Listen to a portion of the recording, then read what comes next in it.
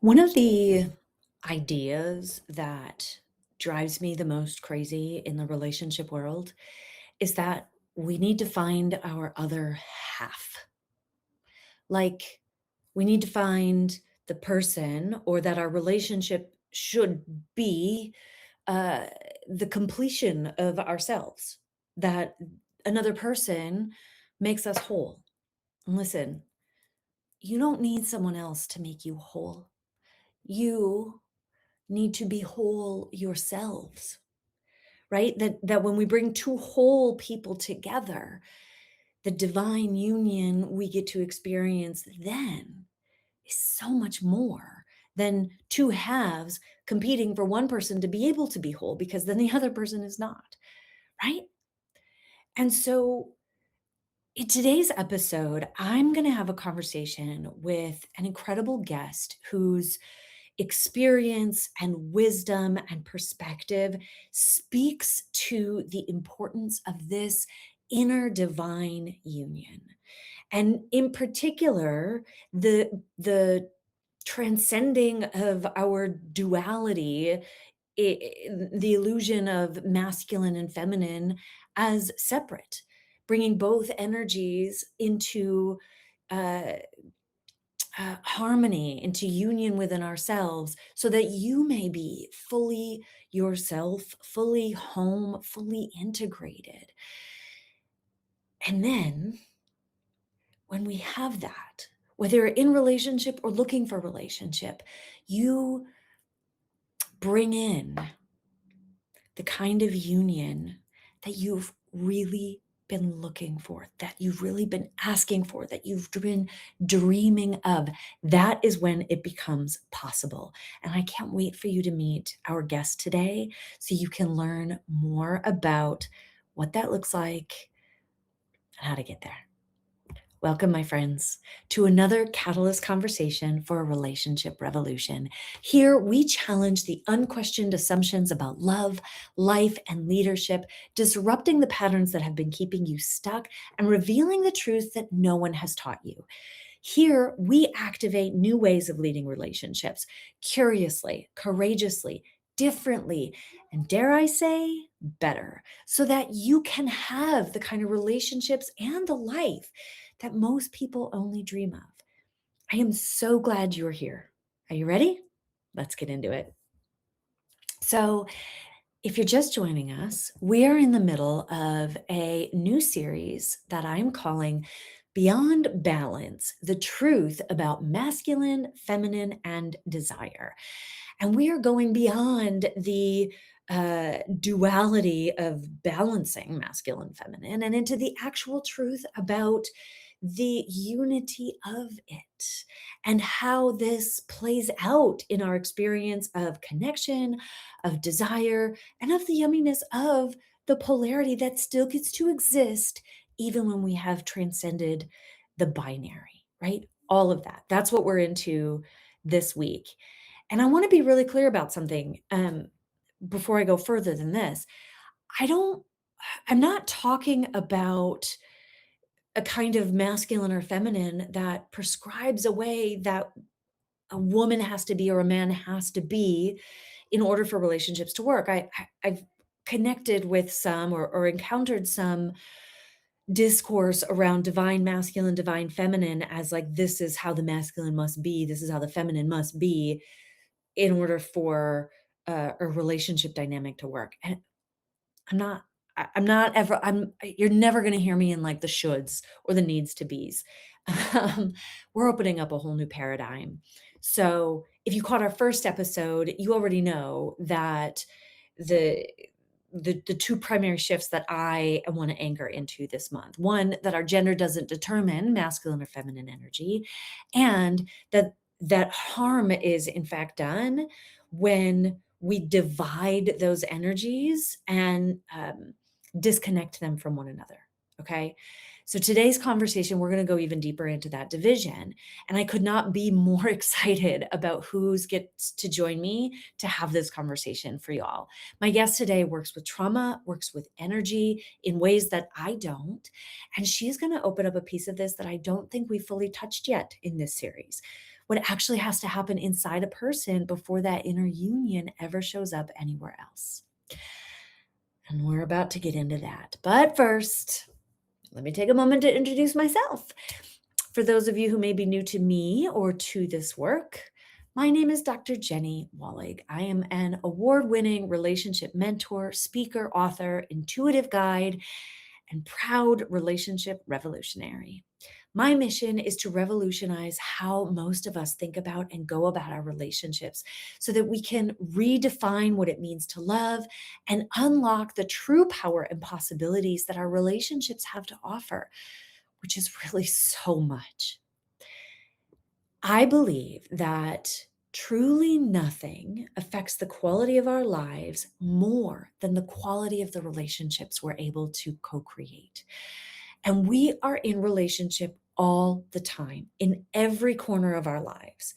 Relationships are the infrastructure of everything that we're here to build, but most of us have never learned how to do them well, let alone how to lead them consciously or relationally, especially when they're challenging for us. In fact, much of what we have learned not only doesn't work all that well, it's actually part of what's keeping us stuck and unhappy in those relationships. So the revolution that I'm talking about starts to change that, right? This revolution is a great global healing through what it really means to love. It is a return from separation into wholeness and a paradigm shift in the way humanity relates, how we love, and how we lead, starting at the most intimate levels. In these catalyst conversations, my goal isn't just to give you insight. It is to wake something up within you, my love, so that you may be a part of this revolution too. Now, my guest today went through a life-changing experience in 2023, a stroke that took away most of her vision. But she was able to paint her way back to almost all of her vision as she worked through the entire major arcana of the tarot as part of her healing. In her connection to source, in her connection to the spiritual and connection to the self, she's doing amazing work as a professional counselor who treats trauma using both clinical training and energy healing. And today she's here to talk to you about something I think we all need to hear. The union that we're looking for outside of ourselves has to happen inside of us first. Welcome, Mindy, to another Catalyst conversation for the relationship revolution. Well, thank you very much for having me. It's an honor to be here. Yes, and I'm really looking forward to this conversation because you bring something really important to the table, to our perspective on masculine and feminine energy. And I love the way that I've heard you talk about like the our divine nature, the new what do you call it? The new earth human, the new earth world, right? And so I just know that this is going to be a really rich conversation as we're exploring masculine, feminine duality. But before we go like super deep into that, I want to just like take a moment to ask you to share a little bit more about what brought you into this awareness, into the idea of inner divine union,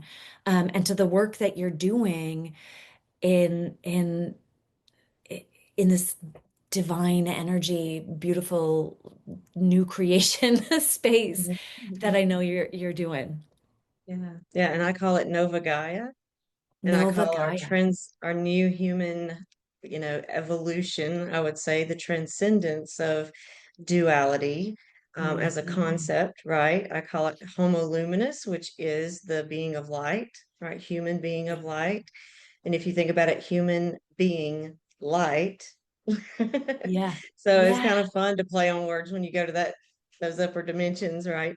So Yes. I would say, when I really look back over things, I came from a family where my mom and my grandmother were both divorced women. And my grandmother being a divorced woman in the 50s was really taboo. Oh, I And bet. I do, looking back on it, I'm able to see how that affected her mental health. And not only was it taboo to be a divorced woman in the 50s and a career woman, a nurse kind of gave her a little bit of acceptance, but I do believe she was also bisexual, and she shut down part of that because she was raised primitive Baptist and she was born in the Mm. Stonewall era. It Oh, was yeah. very Yeah. dangerous. So for her, the first little inclination of any attraction to same sex, she would have shut it down, right? Yeah. And what we shut down becomes shadow. Now Mm. take that back through history. Let's look at this historically. Historically, women initially were the leaders. They were the voice of both intuition and nurturing, as well as logic and reason.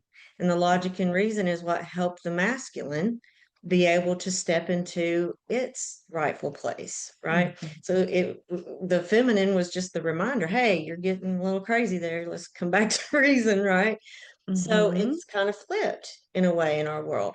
And so if you look historically, you see where the divine feminine was suppressed, oppressed, right? And I'm not going to give a history lesson here, but when you have it happen for so long, over such a long period of time, and we're talking about thousands of years, right? Sure.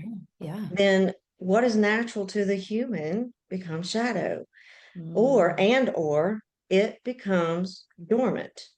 Mhm. So if you look at where do we store our dormancy, generationally speaking, and that's the DNA. And so in mysticism, in metaphysics, we talk about 12-stranded DNA. And Mhm. I just sort of like off the cuff propose that maybe it's 13 because 13 is the number of the divine feminine. And Ah. if we go straight to the 13th and we unlock the 13th, then we unlock all the other 12. And that's the premise of the book that I'm starting to write. I'm just in the very early stages of that. Oh, So, that's growing up with uh, women who were divorced, what I can see from the perspective that I have now is that they both of them took on both the masculine and the feminine mhm. energies in their roles, and as presenting as females, the things that would identify them are the traits and energies that would be divine feminine oriented were things that were kept quiet. When they were awake in my family, Mhm. we did talk about our dreams. We talked about our intuitive experiences. We talked about spirituality. We were also raised in a very religious community and family as well. So it was sort of like it was like the epitome of the trickle down effect of all of this. You had quiet Yeah. women who had suppressed their empowerment and become submissive in some ways, and then went to the other end of the spectrum and became violent, abusive. Mm. So I grew up in an abusive home because Wow. of all of this as well. Mhm. Um, I would say what got me where I am now is every step I've ever taken. I mean, that's the simple Of answer. course. Um, but I grew up, and I guess in some way I laughingly say that, well, I don't want to be a divorced woman too, so I'll just not marry. Mm. Well, instead of saying that now, what I say is, I will commit to someone who matches me, who matches my frequency, who matches the healing that I have done. If that person comes around, that's great. If they don't, I'm okay because I know Mhm. how to be a single mom. I know how to be a single woman. And Yeah. I have learned to become a whole new being. I have stepped into what I call my Sophia Christos. My soul name is Namara Sophia. And what that means for me is that I have learned to take that wounded masculine that I've inherited from my father line and Mhm. the silenced, disempowered, powerful woman, Mhm. right? And I've braided them, I've healed them together, and it starts with the feminine. It has to start with the feminine because the masculine energies are the natural protector and supporter of Yeah. the feminine. Yeah. So if you heal your feminine, the masculine will start to naturally follow. And so Mm. as you do that, what you do is you start to transcend that duality, right? And I see this in the wisdom of the Native American people who looked at two spirit, right? They Mhm. called two spirit. And a lot of people will say, oh, well, that's just gay and trans and stuff. And I'm like, that's not the way they saw it. Yeah. They saw it as someone who inhabited a whole new being that transcended duality. That's why they were considered holy people. Yeah. And we're kind of coming back to that in a different way these days. Yeah. And so for me, I think I didn't truly recognize that this was what I was weaving, right? I didn't Mm. realize all of this along the way, but every step I ever took gave me a different thread, so to Yeah. speak, to Hmm. make yarn. And it really culminated over the last probably 3 years, especially after the stroke that I had, Hmm. where I realized that, you know, because I had this spiritual knowledge that never got shut down, thankfully, because I did grow up in a family where we talked about these things.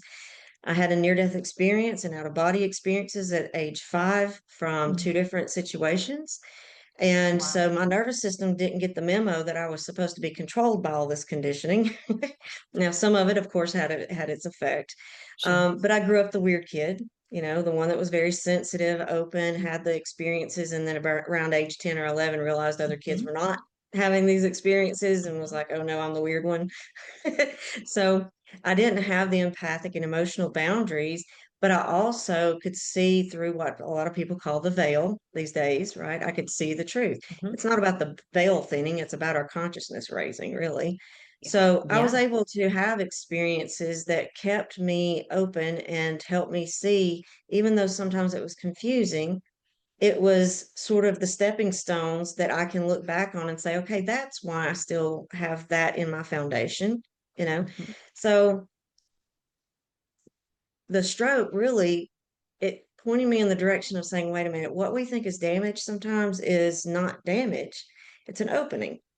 And Hmm. what are we opening to? And for me, what it opened me to was the ability to see higher frequencies, not just visually, but with my mind's eye in the interactions with other people, in the feeling I feel next to a tree. So those higher frequencies, you hear people in spiritual communities talking about, oh, we're moving into a part of the universe where the frequencies are higher, the sun's doing this or that. Well, there's a lot of truth to that. Yeah. Yeah. And that's what I've been able to see over the last 3 years. And that has helped me see me more clearly and love me because of it. And Mm. I often ask myself sometimes, even though I ask the question of my clients all the time, but I ask myself sometimes, would you hang out with you? Hmm. Hmm. And if the answer is yes, then you have self love, Yeah. you know? So really, it helped me understand more what real self love is. And that means it's okay to Mm. have boundaries. It's okay to use my voice. It's okay to be intuitive. It's also okay to be the protector. It's also okay to be the provider. Yeah. Yeah.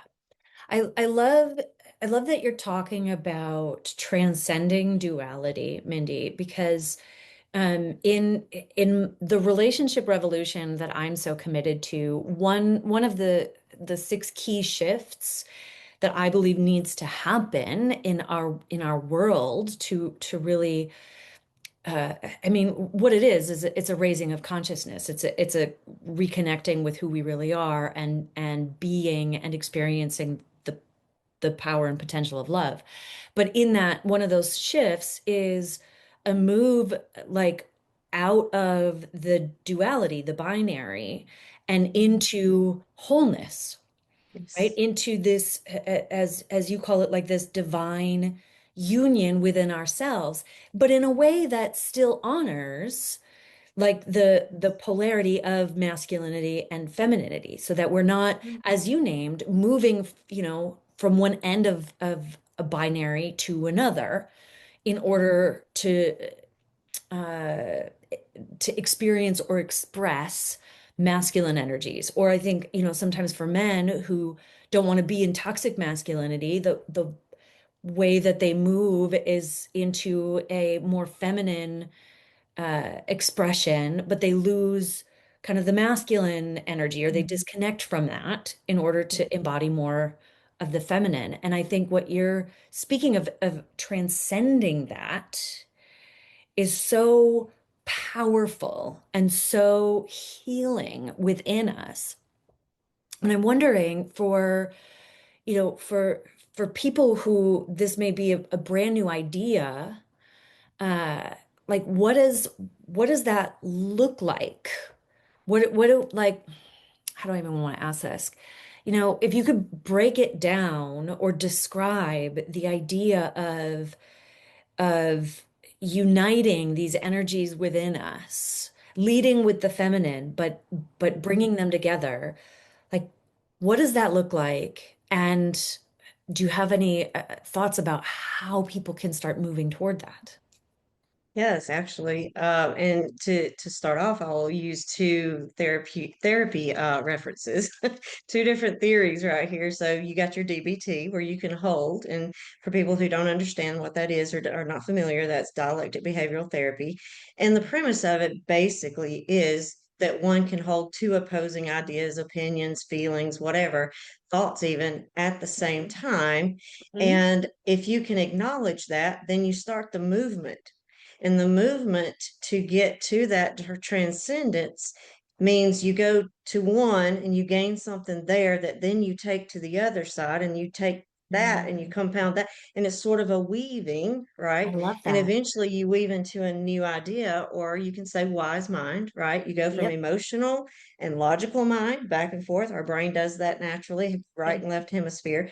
And Hmm. eventually we get to a new idea, and that's what we call wise mind. I also say higher self, because our Yeah. wise mind and our higher self are basically the same thing. Yeah. So the Yeah. other thing I will throw in is IFS. For people who don't understand what that is internal family systems. Hmm. I love to take Jungian theory and IFS and braid them because it makes so much more sense. It's much more in depth when you think about the different parts of the person as these different archetypes. What is Hmm. an archetype? They're energies. They're like personality trait energies, if you will. So we all have these different parts of ourselves. So if you think of it in the most basic terms, you have your child self. You Hmm. have your teenager rebellious self. Yeah. You have your young adult exploring the world free self. You have your parental self. You have your spouse self. You have your manager, the one of you, the you that works and does the Hmm. things, right? So you have Hmm. all these different parts. So I like to use a lot of imagery in the way I explain things. So if you can imagine that you are male and you are female. We're just going to leave it at that. Now, I Okay. am talking energies and not necessarily gender, but we're going to just kind of go with it. All right. Yep. If you are male and you're female, which is true, biologically, we can prove this, right? But we all start off as female. Hmm. So we go female first. Then we send that information to the male. The male says, oh, let me take in that information and come up with something. And then I'm going to throw it back at the female, see what she thinks. And then same thing, back and forth until you get to a new idea. So if I have this masculine and I have this feminine inside of me, if I want to be at war with myself, where am I going Mm. to get the idea to be at war with myself? That's not going to come from inside of me because it goes against the natural process. Sure. It's going to come as imposed, right? So to Ah. get to the point where it is imposed enough to have that much control, you have to have long-term control and conditioning from external that is not soul, that is not natural to the human being. So you have to have somebody at some point come in and say, oh, let's tell them they have to be one or the other. Hmm. You have to do up or down, inside or outside. You got to Hmm. pick. Well, what if you pick both? You go back to the internal because that's human nature. So it's not that we're always struggling internally with ourselves. We're struggling internal, external a lot of the Yep. time, right? Yep. So what happens when we decide, you know what? I don't give a shit what they say. Yes. I'm going to hold both, and I'm going to listen to both, and I'm going to see what new things come from wisdom from doing that. And instead of warring with external, I then project that new wise mind, higher self outward. And who do I wind up pulling into my energy? Hmm. That which matches, right? Because like a Hmm. match, like like attracts Attract like, like. Yeah. right? Yeah. When you think about it in the spiritual, metaphysical, energetic, 5D, if you want to go Mhm. there, Mhm. sense, but opposites attract in 3D sense when you're listening to external. When we were taught to believe in some deity, some God, some force that's just external to us, that's how the division starts. Right. You got to pick. Yeah. So, yeah, I forgot the question. I know we were Well, going somewhere with that. yeah, I mean, I think you're starting to answer it. It's, like, what does that look like and how do we do it? And what I'm hearing is that one of the first steps we need to take is recognizing that we are both masculine and feminine, regardless of what the external might have tried to convince us, Right. and moving out of that war with the external to honor the truth of who Yes. we really are. And that Right. in doing so, we shift our own energy and wholeness and can connect with another soul whose frequency matches that, Yeah. right? Not only connect, draw in. We draw Right, to each other draw to to draw each in. other. Yeah, Yeah. right. And I that's a really great segue to, another thing that I wanted to talk about, which is the idea that, like, the divine union that we all desire to have, this harmony, this connection, this love, this ease in our partnership, that it starts within. And I think you're speaking to that now, right? That, like, Yeah. when if we are split within ourselves, then we're in the opposites attract of the 3D world, and we're going to get the um the tensions, the conflicts, the wars, as you're putting Yeah. it, You're and gonna not the kind of union. yeah, you're gonna attract in the unhealed version of you, Right. Yeah. the split version of you. Yeah. The one side is powering over the Mm. other version of you. And guess what Hmm. that leads to? Right? Yep. Why is divorce such a rampant thing? Right. Yeah. And I It's think, interesting as I think about what you're saying, Mindy. I am reminded of the way that my relationship with my partner and soulmate Calvin started out. And in the beginning, uh, neither of us had done any of this, like, real work, or had any of this consciousness. And we were very we were a duality, right? Like, in insofar as Cal was certain that we were incompatible. And I hear that a lot from couples who come in. They just feel like they're incompatible because they have these differences. And Cal and I are still just as different now, but because we have done this this inner work, this healing, this reclaiming of our wholeness, we have a divine union. The oh yeah, differences are still there, but they're yes, not yes, problematic. yes. And I think you're speaking to like how do we define divine actually, right? And Mm, it's wholeness.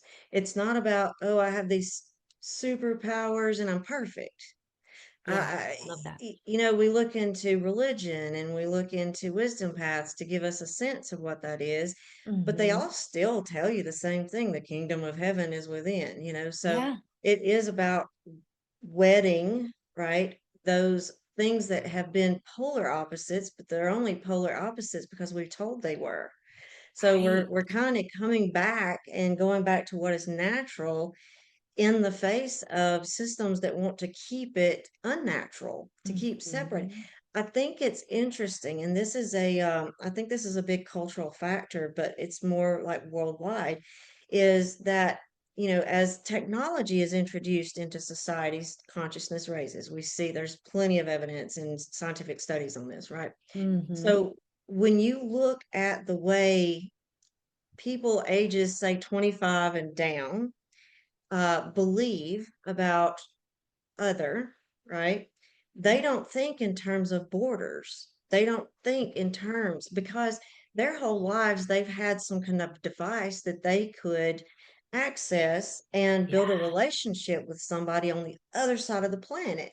So the whole idea of, separateness, countries and, you know, states and cities, that kind of thing, they don't think the same way. That map is not in their head the same way every generation in our modern times has had.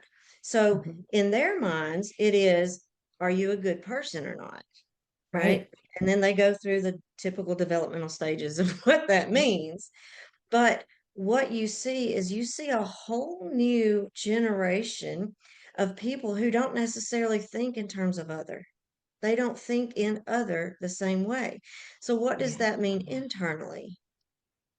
They naturally, and with where we are in the world now, um, LGBTQ, I mean, it just was normal a long time ago. It just, people were people and they Sure. liked and loved who Yep. they did. It wasn't a big thing. Our Yep. world, our modern society made it a thing to Mhm. purposefully create other, Mhm. right?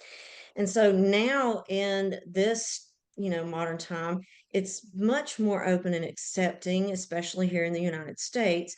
And so these kids have been brought up with that container that says it's okay for you to be you. Mhm. Whereas my generation, the generation of the mothers of these, is saying, oh no, you didn't talk about it when you were in high school. That Right. was dangerous. You could really get beat up. That's almost the same thing. That's the same thing as my grandmother. And here are my Mm. children age Mhm. who flipped it. Yeah. Why? Why? There's a lot of reasons why. But having that sense of wholeness within, their idea of wholeness and our idea of wholeness is even different. And it's Mm. not based on sexuality for them. That's just one factor. Right. And I think a lot of them don't see it as a spiritual thing. Why? Because it's just normal.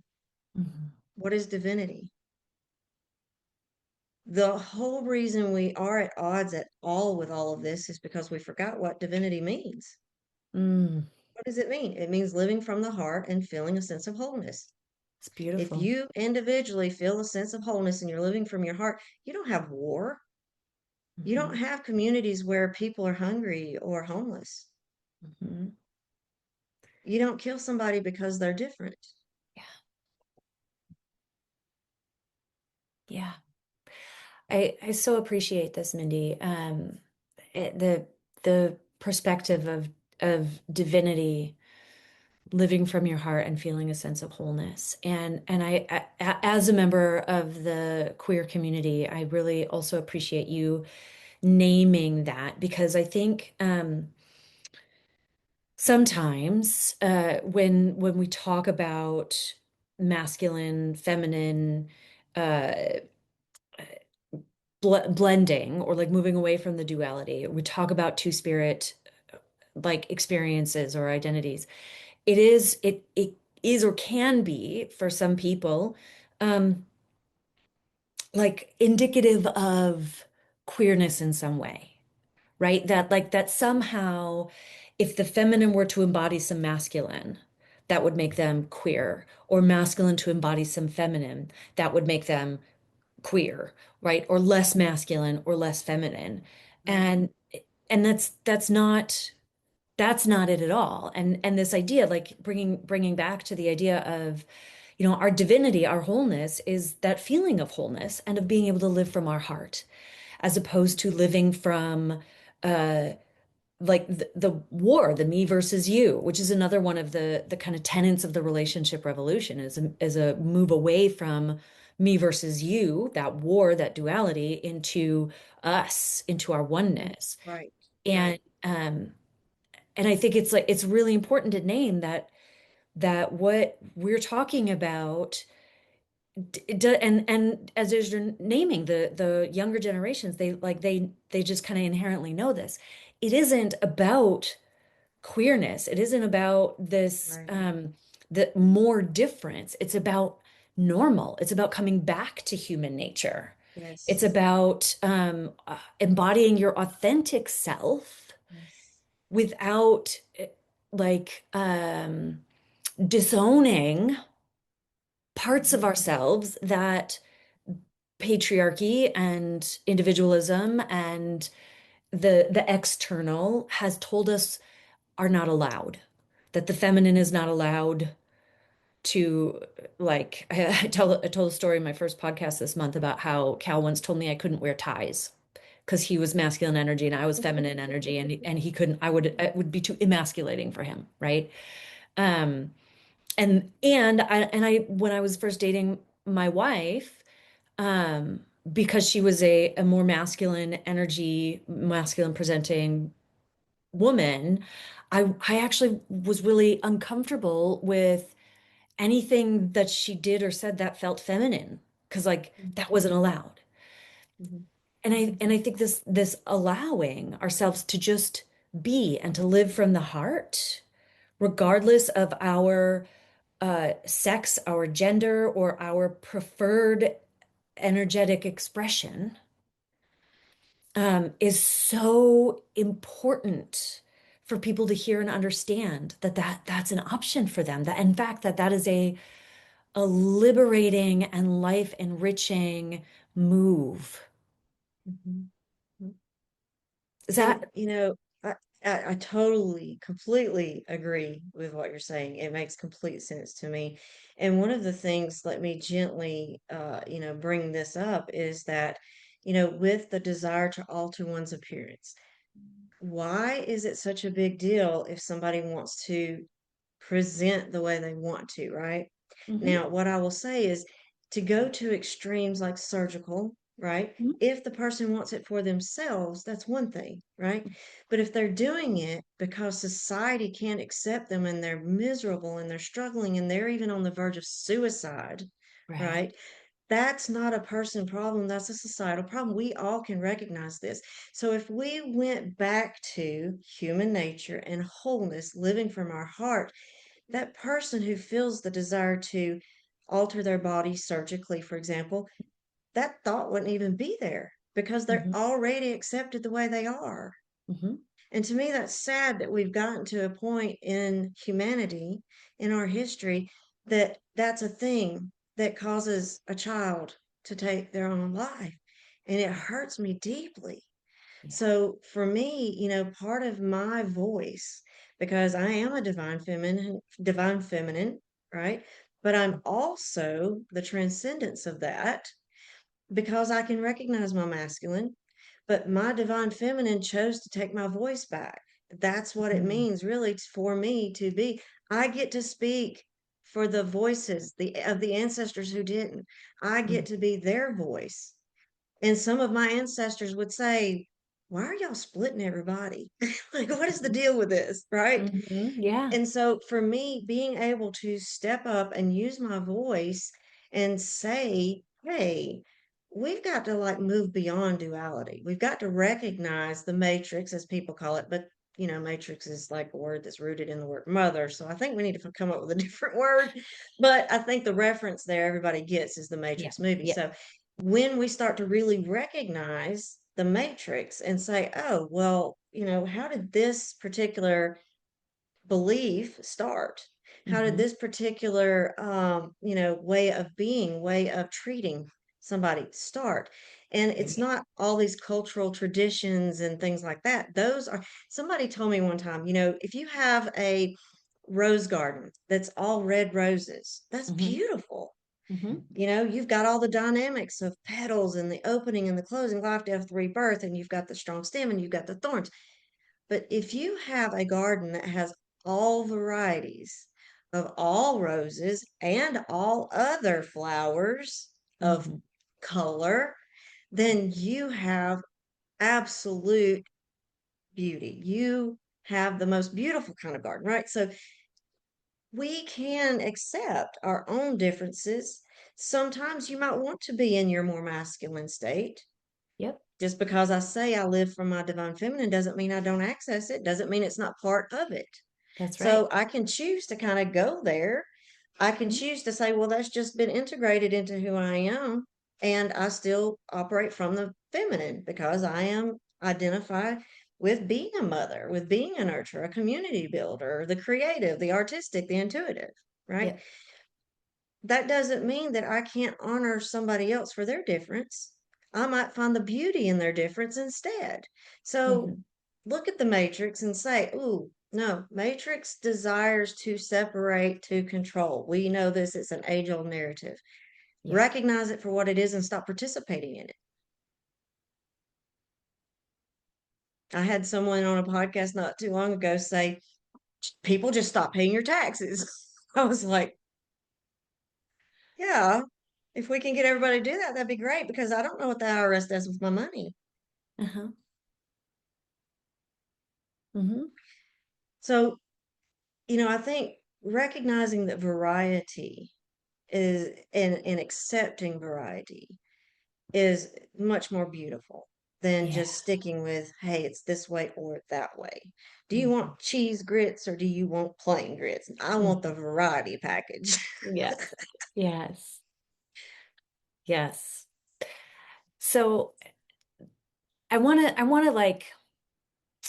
ask you, Mindy, when you think about what gets to happen for humanity when we move into this divine union inside, like what do you see shifting for people? What Mm. doors open and what becomes possible in their relationships when they've transcended the duality and come home to their wholeness? Yeah.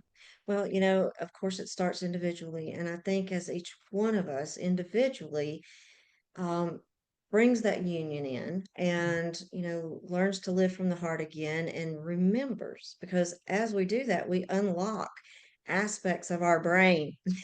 We unlock parts of our brains that were sort of closed down before. We Sure. sort of reactivate parts of the DNA if you want to stick it on the physical level of this. So, Mm-hmm. what happens is we raise in our consciousness. Anytime you operate from your heart, you're operating from a higher state of consciousness, whether you realize it or not. The more Mm-hmm. often you do that, the more often you stay in a higher state. Mm-hmm. So, as we individually do this, we're accessing higher states of consciousness, we're gaining wisdom, we're feeling better about ourselves and our connections and our relationships, right? Yeah. Collectively speaking, if each of us are doing this, then we have this harmony. Not only are we individually raising our frequency, raising our consciousness, unlocking abilities that have either been shut down for a long time or are even new, which I think is both is what's happening, then collectively we do birth in Nova Gaia. What is Nova Gaia? It is the new heaven, the new earth, right? They Mm-hmm. are one. Okay. So the new heaven and the new earth, what is that? This is a place where we learn to live efficiently without harming the environment and each other. It's a place where we can love one another without such structure that says that's bad and that's wrong and this is the way you do things, right? It's saying that it doesn't mean it's all willy-nilly and free for all. It means Mm-hmm. each person has their own set of ethics and morals. They don't always have to agree with each other, but there Mm-hmm. is no punitive measure unless there's true harm happening in a Sure. pattern, right? Sure. And in some of the indigenous cultures, and I know people have seen this on social media, if a child does something to cause harm to someone else, they don't punish the child. They circle up around the child and tell that child all these things about themselves that are wonderful. So they Mm-hmm. bring that kid back to who they are, who they Mm-hmm. truly are. So that's sort of like if you, I also think of it in terms of repairing the hoop, the Native American prophecy of repairing the hoop. The rainbow warriors are here and we are repairing the hoop. The hoop was the sense that all of humanity was one brotherhood slash sisterhood, right? Yeah. We were Yeah. all one family. And what broke the hoop? Greed, the need for power over, right? The imbalance. When the feminine quit being the sacred portal and became a bitch with a uterus, Mm. that's where the imbalance really started. And as each of us heals that inner masculine and feminine and brings it back into truth, into wholeness, we're repairing the hoop. We're coming back to that sense of oneness, right? That we hear about in meditative, be it one with, right? Well, that's what that Yeah. means. That's what that really means. Mm. Yeah, and I gotta say, it is a life-changing, game-changing experience to even just to move closer to that when you're in relationship and in partnership. Right? Yes, I'm not going to yes. claim that I have entirely transcended all the things. Right. Right, like it just for me and my partnership, it has created so much more ease and Yes, harmony um and relationality, right? The recognition that we are connected, we are one, that it's not me versus you, that it's right. that like what's happening here affects you and what's happening with you affects me and so it's like a different level of caring, a Yes, different level yes. of co-creating in this life that gets to Mhm. happen Right. because our nervous systems and I think the nervous system is an important part of this as we're training it into this new consciousness, but our nervous systems are not reacting from the same programming Right. that Right. we started with. And Right. that really And does change the game. right. And if you're coming from a place of feeling whole and your Hmm. partner is coming from a place of feeling whole, what is in shadow? Because Mm, even your shadow is part of your wholeness. So if you are exactly. coming from wholeness and you know, okay, I'm mindfully aware, I have some shadow stuff I need to work on, Hmm. then your partner also knows that, and you know Yep. that about them. So Yep. instead of this shadow that's dictating projection, right, that causes Mhm. a lot of the contention in relationships, you're Yep. both acknowledging and you're both able to hold each other accountable. And like you said earlier, it's not me against you kind of thing, it's us against the problem. And Yes. that's the way we I think that's where we're moving, and that's where I'm Mhm. seeing hope. This is Yes. where I'm seeing health and Yes. the hoop being repaired is in saying Beautiful. we see each other, namaste, right? And that Mhm. doesn't mean you're completely whole, like not whole, not you're it's some idea of perfection with no shadow, right? Right. Because we Right. all have, even moving forward into Nova Gaia, there are going to be experiences with these young little crystalline souls where Mm. they get their feelings hurt. It's Hmm. part of development, right? Yep. And Yep. maybe in that moment, they don't have the opportunity to express and Hmm. they feel like they have to hold on to it, Hmm. and then they get distracted and they forget about it for a while. It's like a little piece that goes into a shadow, and maybe it comes out later. And in Sure. the greater container, that child will have that space to be able to freely be a little boy crying and Hmm. saying my feelings were hurt because the verbiage is there, right? Right. And Right. those hearing him can say, that was tough. One of the biggest disservices we have done to our children and not even realizing it is telling them they're okay when they're not. So then when Right. they Oh, come to us saying, they fell down, they skinned their knee, and we're like, you're okay, we just invalidated them, not right. realizing it. Yeah. What we Yeah. really want to say is, I see that hurts. Let's do something about it and it will be okay. Right. Hmm. So that's where we're at now, I think, collectively is saying we're going to be okay because we're okay and we're getting there. We Yes. recognize Yes. that owie happens and we can do something about it. Right. Beautiful. I love that. All right. I have one last question. Um, if you could leave our listeners with one message, Mindy, one thing that you most want them to hear or remember, what would it be? So I would say, I want you to follow what I'm going to say visually in your mind. Okay. Take an image of who you think you are and put it like a little slide in the palm of your hand. You're going to walk into a theater and there's nobody in the theater. The screen is covered by the curtains, and at the bottom of the screen, there's a slot where you put your little slide in. You go, you sit down, you take your seat, you got your popcorn, you got your Coke, right? Goes dark, the curtains open up, and boom, there's the image of you. And you are looking at what you think you are. Hmm. And you're feeling some type of way about that. Notice what you feel. Notice what you notice. Just sit with it. You're not judging it. You're just sitting with it. Now, Okay. I want you to imagine that you're standing behind you and you can see yourself sitting in that seat, Mm-hmm. drinking your soda and eating your popcorn, looking at the screen, having all these feelings and curiosities. And who is the you that's standing? Mm-hmm. Who is the you that can observe? So your observer self is more your truth. So what I would leave people with is go within, find that observer self, that you that can observe everything going on, and acknowledge that that has no gender, that has no split. There is Mm. no duality. You just are Yeah. watching you. Beautiful. So just be.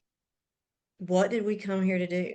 Well, I mean, we have lots of purposes, but ultimately, did we just come here to do all that, or did we come here to be and experience it all?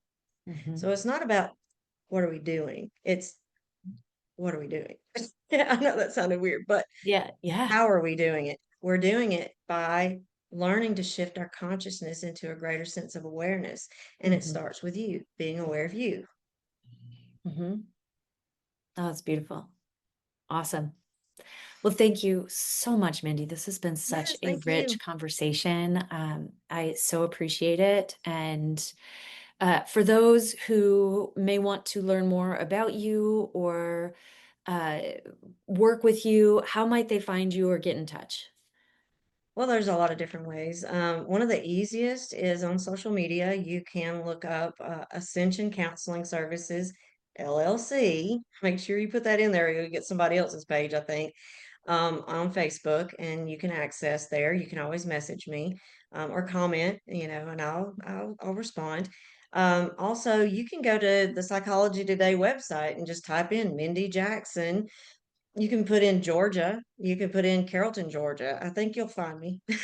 Yes. So Yeah. if you look there, you'll see, not just professionally speaking with, the psychotherapy, because I'm limited to the state of Georgia because of licensure, Yeah. but with energy healing and spiritual coaching, I'm not. I don't Beautiful. necessarily mention the energy healing and the coaching, but if you read with eyes to see and ears to hear, and you see the methodology, I mention Hmm. it. I weave energy healing in with clinical skills. Yeah. You'll see Yeah. that those all three of those are available, and the ability to contact me, my email, my phone number, all of that is already there. So you Beautiful. can access me that way too. I'm also on LinkedIn if you do LinkedIn. Okay, great. Well, I will make sure to have your website in the show notes at least. And y'all, if you are resonating with Mindy's beautiful energy and her wisdom and connection to herself and to source, reach out because this woman is here to do some healing work for sure. Mindy, I'm going to let you go so I can close out the podcast, but this has been a fabulous conversation, and I thank you so much once again. Yes, and thank you again. Okay, listen, if this conversation brought value to your life, opened something up within you, gave you more permission to be exactly who you are, or heal and unify internally, and I can't imagine that it didn't, do some of that for you, right? Could you do something for us right now? Will you subscribe to the Relationship Revolutionary podcast wherever you listen to podcasts and leave us a review? Share about what landed for you or what you took away from this conversation. Send this podcast episode to a woman or a person that you think might need to hear it. Your word of mouth and your engagement in these on these podcast platforms is what helps get these conversation into rooms that Mindy and I never could without your help. And if you want to help us at Powerful Love activate and accelerate our mission, this global movement to revolutionize relationships, please make sure to comment, like, and subscribe to us on YouTube, Facebook, TikTok, Insta, wherever you're on socials. Share about our work, attend our events, and of course, keep doing your part to lead with love. If you're looking for support for yourself, do reach out. There are a number of ways that Calvin and I can support you. And there's two of them that I want to talk about very briefly today. First, I want to share about my free masterclass. It's called, the short name is From Frustrated to Fulfilled, Get the Love You Deserve. But the real name is How to Get Your Partner to Finally Start Showing Up the Way You've Been Asking Without Burning Out Trying to Make It Happen.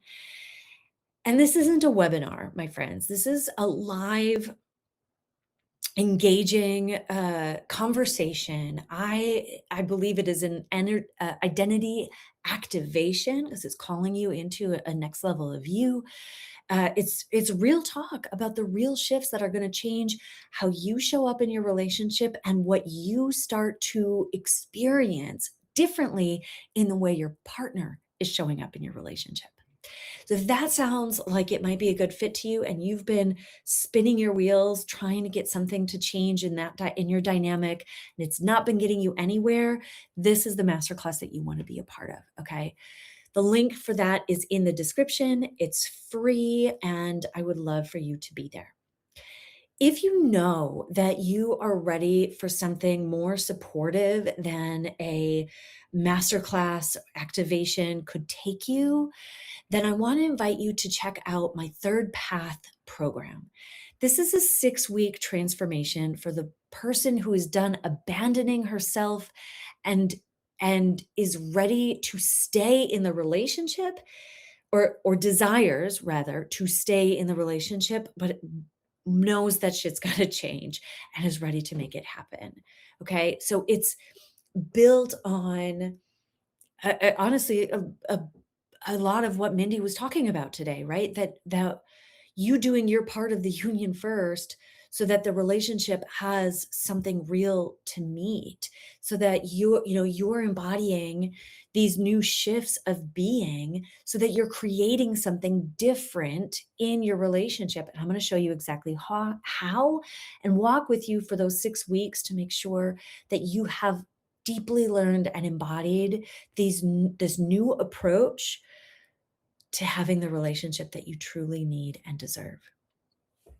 If you're not sure which of those is right for you, or you want to talk about other ways that we could support you, working one-on-one, you want to just talk with me or me and Cal to get to know more about us and the work that we could do or how we could help, book a powerful decision call. That's what they're there for. It's 90 minutes of one-on-one to get clear on exactly what you're like, where you're stuck and what it's going to take to get unstuck.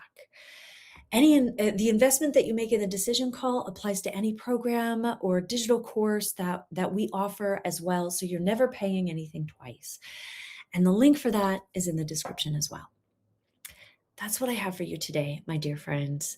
I am so glad that you've been here for this powerful conversation. Please tune in next week for another conversation in the relationship revolution. We've got one more on the masculine, feminine polarity and desire theme. I'm excited to get into it. New episodes of this podcast drop every Friday at 12:30 p.m. Pacific. So catch them all, find them all on the Relationship Revolutionary YouTube channel, Spotify, or Apple Podcasts. And until we meet again, please keep leading with love.